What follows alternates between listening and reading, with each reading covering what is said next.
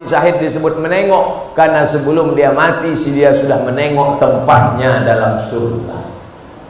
Sebelum dia mati dikepakkan malaikat sayapnya begini, nampaknya tempatnya dalam surga. Itulah mengapa mereka meninggal itu tersenyum.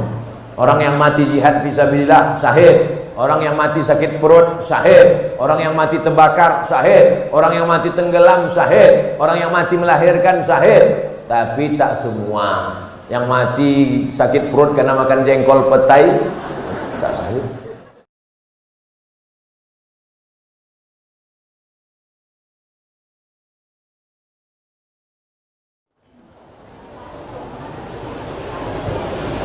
Saya minta doakan tetangga saya meninggal kemarin tersetrum saat menyiapkan acara kita ini.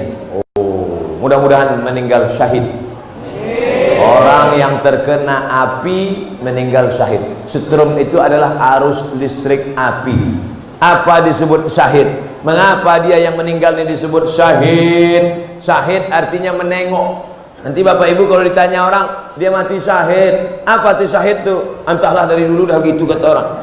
Syahid artinya menengok. Kenapa orang mati syahid disebut menengok? Karena sebelum dia mati dia sudah menengok tempatnya dalam surga.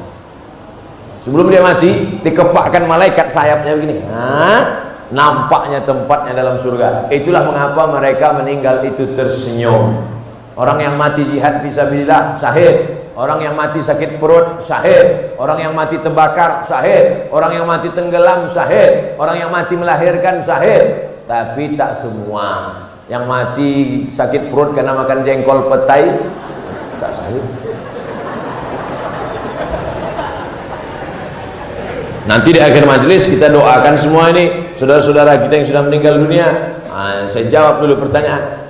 Ada dua masjid yang sangat berdekatan sekali jaraknya, hanya 20 sampai 30 meter saja. Apakah itu baik Pak Ustadz? Karena kalau sholat jamaah kedua masjid ini jadi terpecah sikit kali.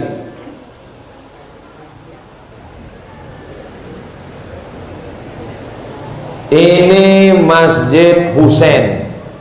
Karena di dalam masjid itu ada kepala Husain, cucu Nabi Sayyidina Husain. Nabi punya anak Fatimah, Fatimah punya anak Husain. Kepala Husain ada di belakang. Ini jalan raya, ini Masjid Al-Azhar.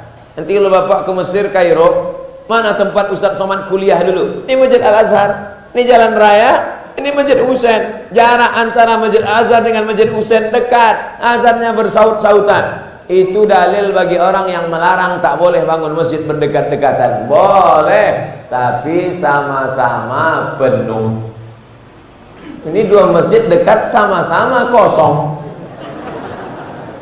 Jangan membangun masjid, makanya harus ada izin dari Forum Komunikasi Umat Beragama. Harus ada syarat-syarat pendirian masjid. Jangan mentang-mentang punya duit dirikan, akhirnya menimbulkan mudarat, kelahi. Hanya beda-beda sikit masjid. Alah, tak dikasihnya aku di sop pertama, nanti aku buat masjid. Buat masjid apa namanya? Masjid sop pertama. Sombong. Kaji kita tadi kan awalnya menghilangkan sombong. Bangun masjid itu untuk merendahkan diri, bukan untuk menunjukkan kita kaya. Masjid siapa tuh? Masjid aku lah. Kenapa Pak buat? Karena aku kemarin tak boleh situ, aku buat kan. Ada tak tips dari Ustadz untuk kami kaum wanita agar mendapatkan jodoh yang soleh?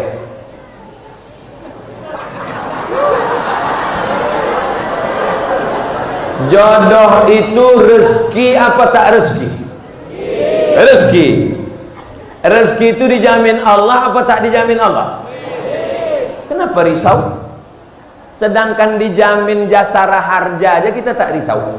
Banyak orang naik sepeda motor nyantai ngantuk-ngantuk. Kok nggak takut tabrakan? Alah, udah ada asuransi kok. Jodoh itu jaminan dari Allah Subhanahu wa taala. Di atas pokok-pokok kayu itu sudah tertulis nama kita, bahwa kalau dia berbuah, buahnya untuk kita. Di atas pokok duku itu sudah tertulis nama kita, kalau duku itu berbuah, dukunya punya kita. Begitu juga dengan jodoh, sudah ditetapkan Allah SWT. Jangan risau kalau jodoh takkan ke mana. Karena jodoh kita berjumpa atau karena jumpa jadi berjodoh? Nah, memang kalau udah siang-siangnya nggak payah berpikir memang. Karena jodoh kita berjumpa, atau karena berjumpa itu jadi berjodoh? Karena ada jodoh lah maka berjumpa. Kalau tak ada jodoh takkan berjumpa.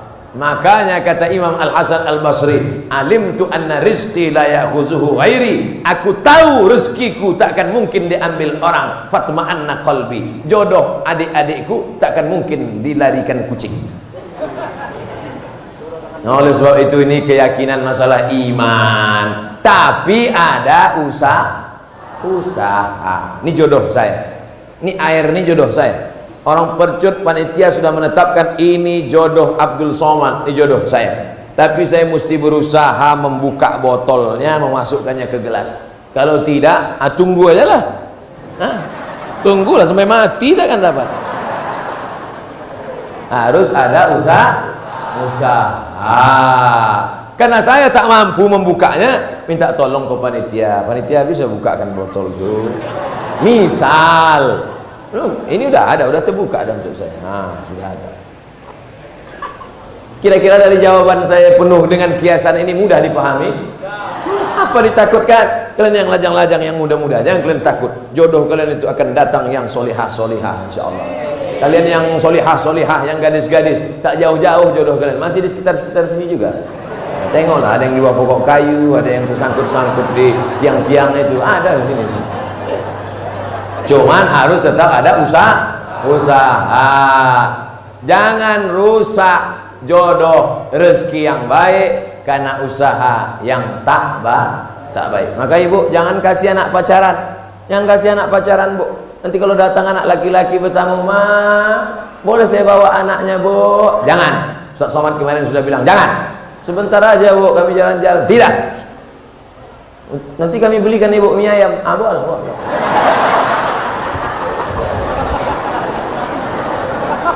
Murah kali anak gadis. Ustaz, saya mengizinkan suami saya kawin lagi. Nampaknya yang menulis ini laki-laki, tapi dalam hati kita dongkol. Bagaimana tuh Pak Ustaz? Masuk surga apa tidak? Masuk, cuma agak lambat sedikit.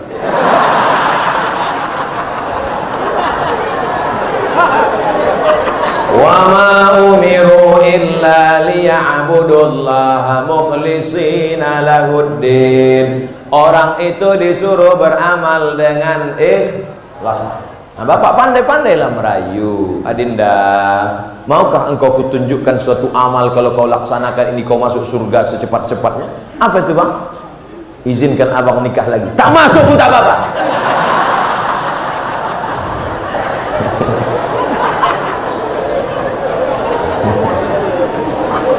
Ibu jangan takut suaminya nikah lagi, karena Negara Kesatuan Republik Indonesia sudah menetapkan peraturan mereka tak mungkin bisa nikah kalau tidak ada tanda tangan dari istri pertama di atas matre 6.000. Oleh sebab itu ibu hati-hati kalau ada di laci nampak matre 6.000. Kalau buka laci nampak matre, apa ini, Bang?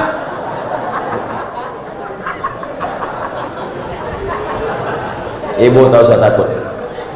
Ibu tak usah takut, tak usah sedih, tak usah cemas. Mereka ini tak ada yang berani. Udah aku tengok pucat-pucat semua muka.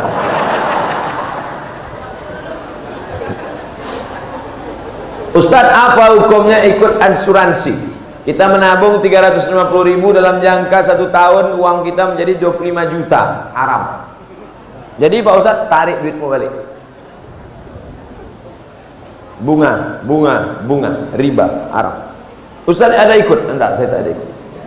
Asuransi kecelakaan mobil tak ada ikut. Jadi kalau Ustaz tabrakan, masuk bengkel, bayar. Pernah Ustaz kecelakaan? Ditabrak dari depan pernah, dari belakang pernah, dari samping pernah. Tak mati-mati.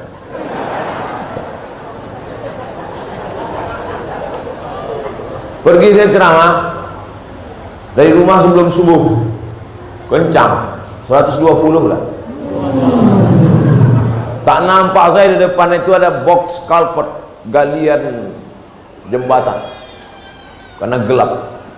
Terbang mobil itu, berhentinya pas nabrak tiang listrik, hancur. Masuk bengkel, ditanya sama orang bengkel, "Pak, ya Bapak pakai safety belt? Enggak, lupa saya.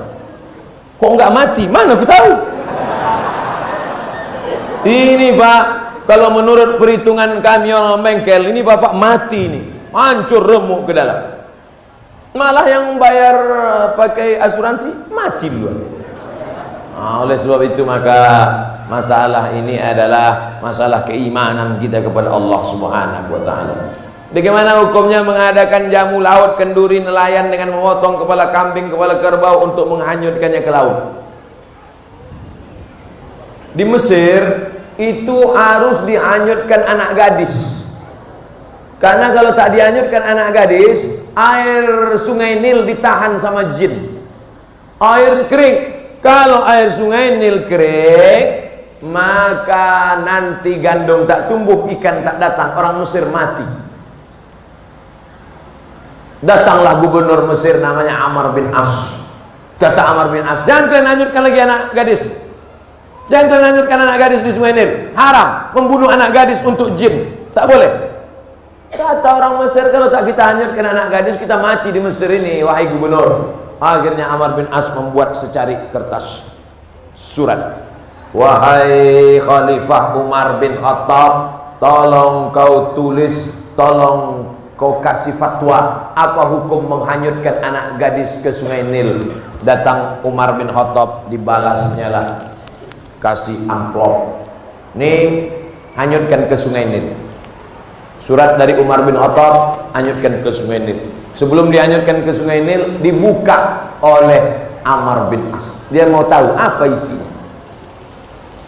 Min Abdillah, dari hamba Allah Umar bin Khattab, ila nahrin Nil, kepada Sungai Nil. In kunta tajri min qibalillah fajri, kalau kau mengalir karena Allah, mengalirlah. Wa in kunta tajri min qibali nafsik fala tajri, kalau kau mengalir karena dirimu, tak usah kau mengalir sampai hari kiamat. Dicampakkan surat itu ke Sungai Nil. Besok pagi naik air Sungai Nil 16 jengkal naik ke atas. Sejak hari itu tak lagi ada tradisi menghanyutkan anak gadis di Sungai Nil. Saya sampai ke Sungai Nil, sampai hari ini Sungai Nil tak ditahan oleh jin. Jin di Indonesia seleranya agak rendah sedikit. Kambing, kerbau. Oh, di Mesir tak laku.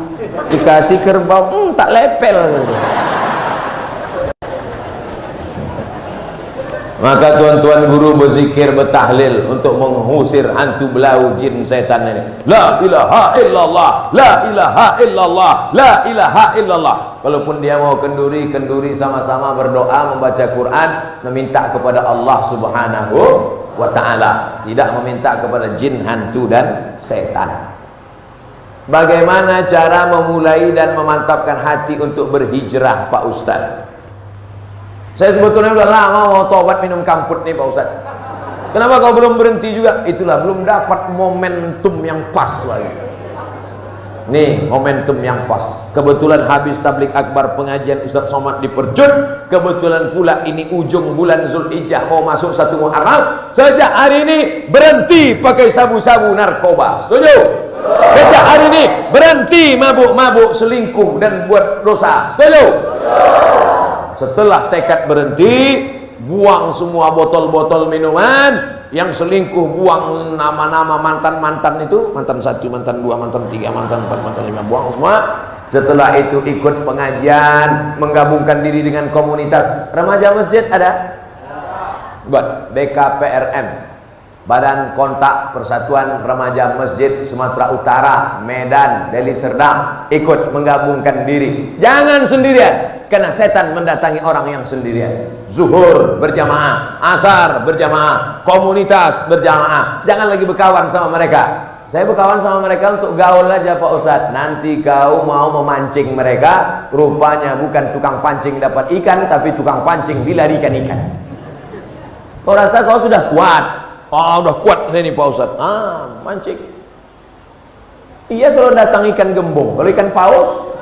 Oleh sebab itu maka berjamaah. Alaikum bil jamaah. Ibu-ibu yang sudah hijrah, yang sudah pakai jilbab panjang, ikut wirid Yasin. Masih ada wirid Yasin di Percut? Hari Kamis apa hari Jumat? Kamis Jumat. Mantap, ikuti, lanjutkan, teruskan. Anak-anak kecil bawa, gendong-gendong, tidur. Karena kadang anak kecil ini menangis, ibu yang sebelah marah. Alah anak kau ni, hanyutkan aja ke sungai gitu.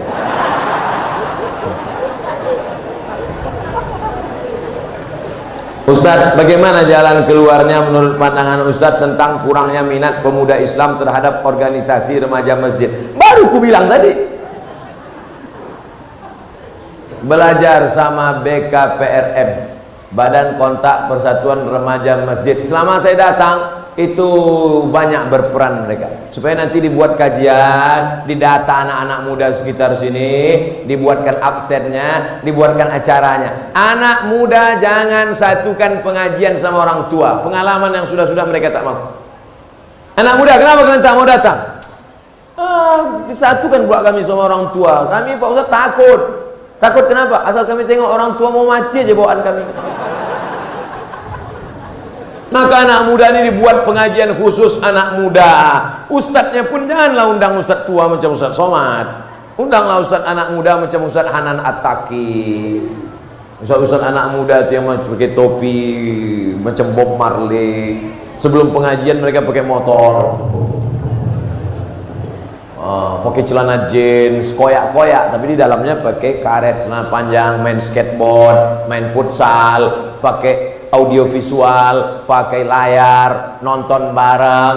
Nah itu, jadi anak muda tak bisa. Anak muda tak bisa dia ikut sama orang tua. Apalagi bapak-bapak itu pengajian. Judul pengajian kita malam ini adalah bagaimana menghadapi sakaratul maut. Tak bisa. Anak muda ini tak mau ceramah panjang-panjang. Dia pengajiannya paling lama 15 menit. Lebih banyak dialog interaktif, ngobrol. Diundang situ Pak Polisi. Bapak Ibu, Bapak jangan ikut dulu ya. Pagi hari Ahad khusus pengajian anak muda di Percut, menghadirkan 4 dokter, polisi, tentara, ustadz. Judulnya bahaya narkoba bagi anak muda. Sebelum acara nonton dulu, tengok anak muda yang sakau.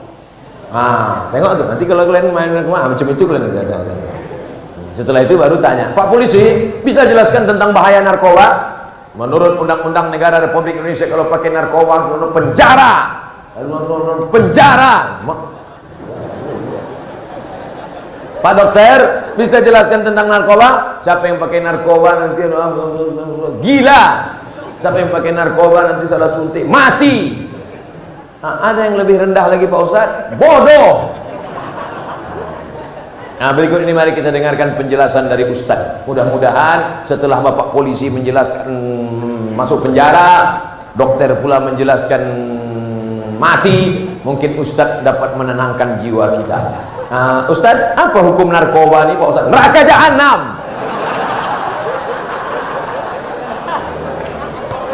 Itu hari Ahad. Hari Ahad depan buat lagi. Orang tua bapak-bapak tak ikut lagi. Hari Ahad yang kedua ini, kemarin kita sudah bahas narkoba. Ada hari Ahad ini, anak-anak remaja yang perempuan laki-laki, kita khusus praktek memandikan jenazah.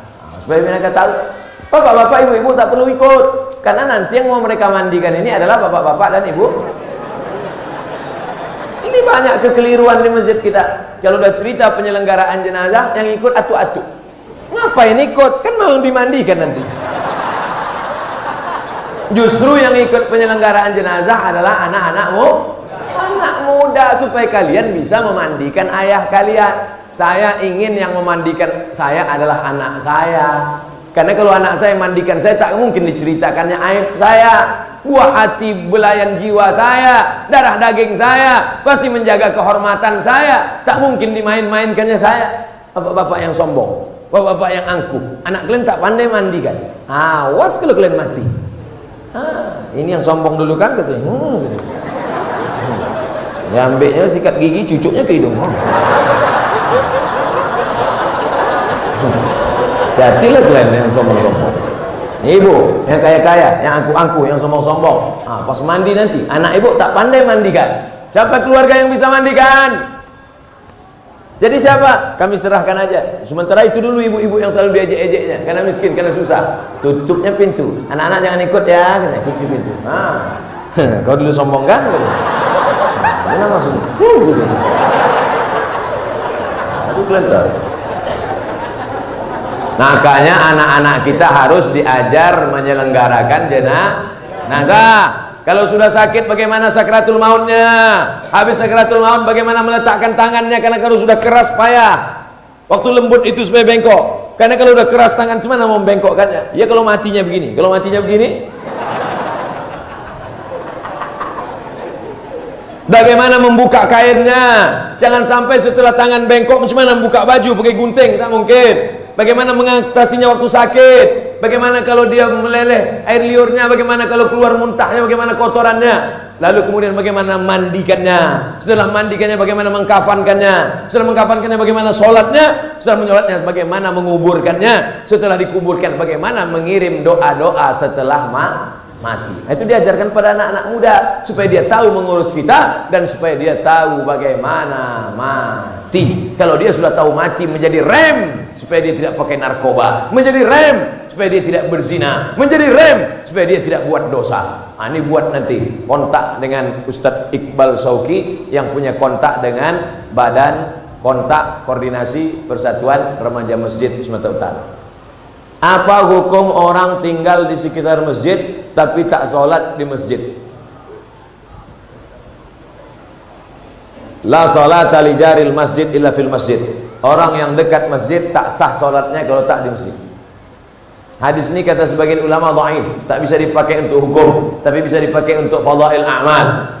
Nabi kalau selesai sholat dia menengok ke belakang, dia tengok satu-satu, asyahidun fulan, asyahidun fulan, asyahidun fulan. Mana si fulan kenapa tak ke masjid? Mana si fulan kenapa tak ke masjid? Mana si fulan kenapa tak datang ke masjid?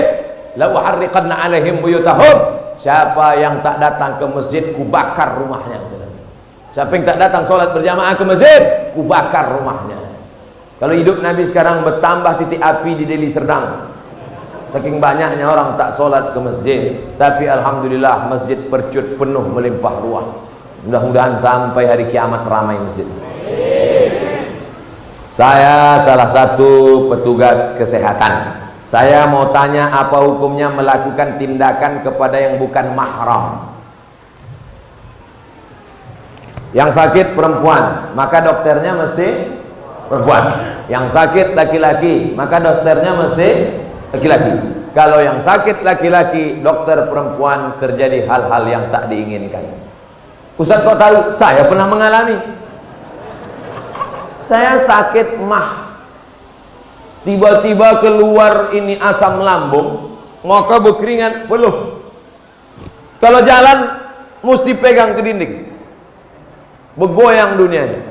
Dibawalah ke rumah sakit. Entah jamaah ini mau ngerjai saya, entah dulu waktu belum nikah, dikasihnya dokter anak gadis. Dipegang dokter sudah dan jantung saya. Begitu keluar ditanya sama jamaah, gimana perasaan Pak Ustadz? Bergoncang dunia ini kurasa.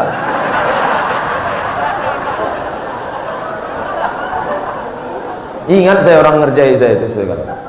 Oleh sebab itu akan datang dokter laki-laki dengan dokter laki-laki, dokter perempuan dengan dokter perempuan. Sekarang tak seimbang antara banyaknya dokter SPOG, spesialis obgyn, spesialis kandungan, dengan perempuan yang mengandung. Karena tak seimbang banyaknya dokter perempuan dengan perempuan yang mengandung, akhirnya mau tak mau dipakailah dokter laki-laki. Karena pilihannya hanya dua, pilih dua. Ibu dokternya mesti laki-laki, dokter perempuan nggak ada lagi, habis sudah. Jadi gimana? Pilih dua, melahirkan sendiri atau pakai dokter laki-laki. Tak mungkin dia melahirkan sendiri karena takut mati. Jadi hukum asalnya dokter perempuan untuk perempuan, dokter laki-laki untuk laki-laki. Tapi kalau darurat tingkat tinggi, pilihannya dua antara mati atau dokter laki-laki, maka tak boleh pilih mati.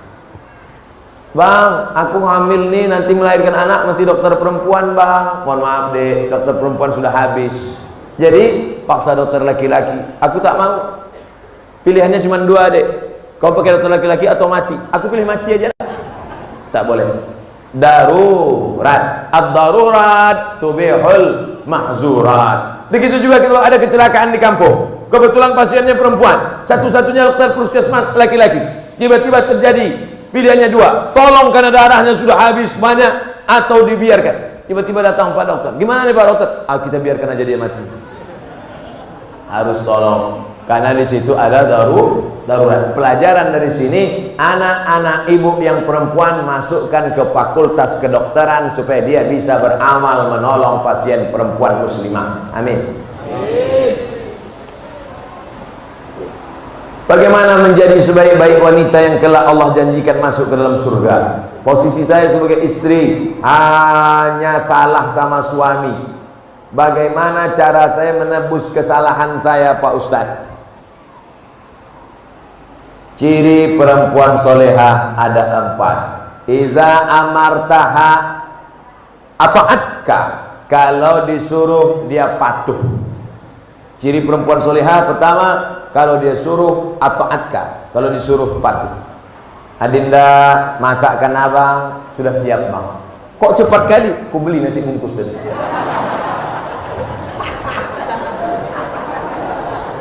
Sedap sekali gulai kawannya. Banyak abang tengok. Gulai apa namanya Dedek? Gulai tunjuk bang. Kok gulai tunjuk? Aku tunjuk aja nih.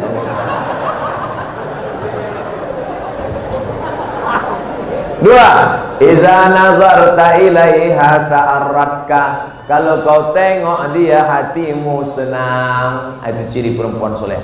Asal kau tengok senang hatimu, sejuk matamu nengok dia. Masya Allah Pak Ustaz, saya senang kali nengok dia.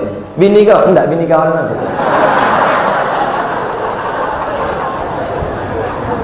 Idza nazarta ilaiha saratka, kalau kau tengok dia hatimu senang. Idza amartaha ata'atka, kalau kau suruh dia patuh. Yang ketiga, idza ghibta anha, kalau kau pergi dijaganya hartamu dan anakmu.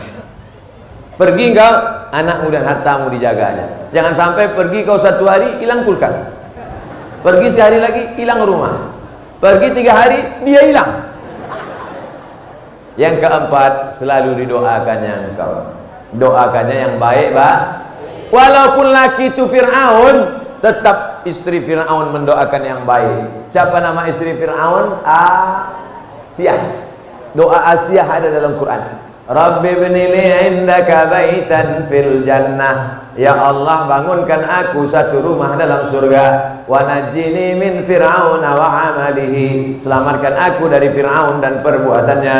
Wa najjini minal qaumiz zalimin, selamatkan aku dari orang yang zalim. Ibu-ibu yang lakinya agak-agak macam Fir'aun, baca doa. Kita doa sama-sama. Rabbi ibnili indaka baitan fil jannah wa najjini min fir'auna wa amalihi wa najjini minal qaumiz zalimin. Insyaallah 2 gendangnya. Kalau tak berhenti dia minum khamar, taubat dia, atau tenggelam dia di laut merah macam Fir'aun. Pak Ustadz, saya mau tanya, apa hukumnya perempuan sholat Jumat?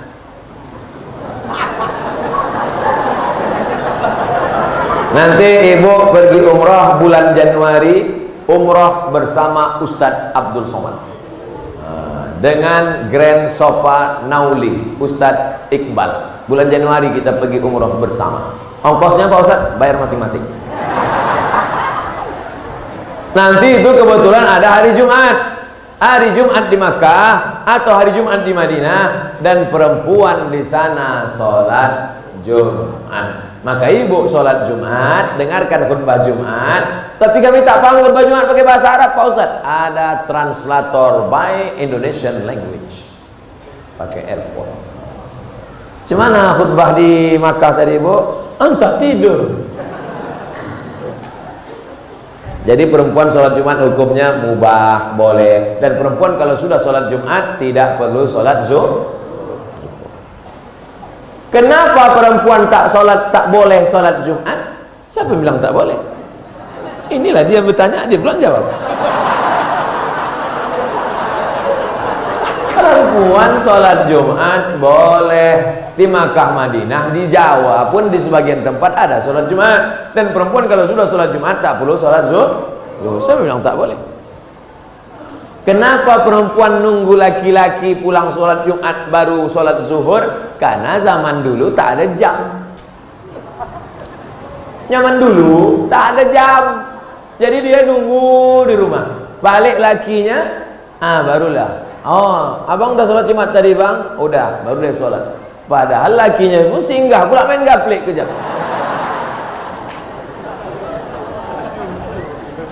Salat Jumat masuk waktunya sama dengan waktu salat zuhur. Sekarang jam 12.29. Allahu Akbar, Allahu Akbar. Habis azan ibu salat karena sudah masuk waktu salat. Cuman zaman dulu takut kalau nengok matahari entah mendung. Jangan ikut azan HP. Azan HP itu tak semuanya betul. Apalagi waktu sedang buka puasa. Udah makan, rupanya setelan jam Jakarta. Semoga Pak Ustadz dalam lindungan Allah, amin. Di daerah kami ini dominan sebagai pedagang ikan. Apakah riba dalam berdagang ikan? Jual gandum bayar gandum, riba. Jual korma bayar korma, riba. Jual emas bayar emas, riba. Jual garam bayar garam, riba. Adapun jual ikan bayar duit, tak riba. Karena di situ ada transaksi jual beli. Aku beli ikan ini sekilo 50.000 tunai, sah. Selama tak ada tipu. Bagus ikan nih, bagus. Coba tengok insangnya merah kan? Merah. Rupanya darah daging kurban. Ini lepoh-lepoh kayaknya ke situ. Jelas kan?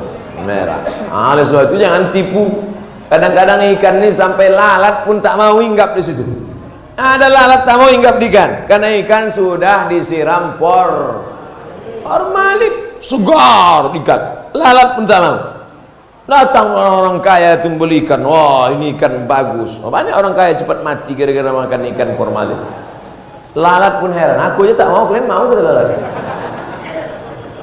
Jangan ada tipu. Nabi masuk ke pasar, Nabi masukkan tangannya ke dalam gandum, Nabi masukkan tangannya ke dalam korma, di dalam basah di luar kering, di dalam busuk di luar bagus. Kata Nabi, "Ma hadza ya sahibat ta'am." Hei penjual, kenapa nih begini? Kata penjual, "Asabahul matar," kena hujan. Kenapa kau tutup? Kalau ku buka tak laku. Man rasyana falaisa minna. Siapa yang menipu bukan golongan kami. Jangan kasih anak makan dari hasil tipu haram. Otaknya tak menangkap baca Quran, otaknya tak bersih. Anak yang hijau yang jujur menjadi rusak. Bukan anak itu yang jahat gara-gara kita menyuapkan yang haram. Makan nasi halal tapi diberi dari uang haram, maka darah daging sepiring nasi berubah menjadi setetes darah, setetes darah berubah menjadi segumpal daging, daging dalam kulit membalut tulang. Ayyuma lahmin nabata min haramin, setiap daging tumbuh dari yang haram, fannaru aulabih, tempatnya api neraka jahanam. Mudah-mudahan kita selamat dari makan haram. Di akhir majlis mari kita berdoa kepada Allah. Astaghfirullahalazim, astaghfirullahalazim, astaghfirullah.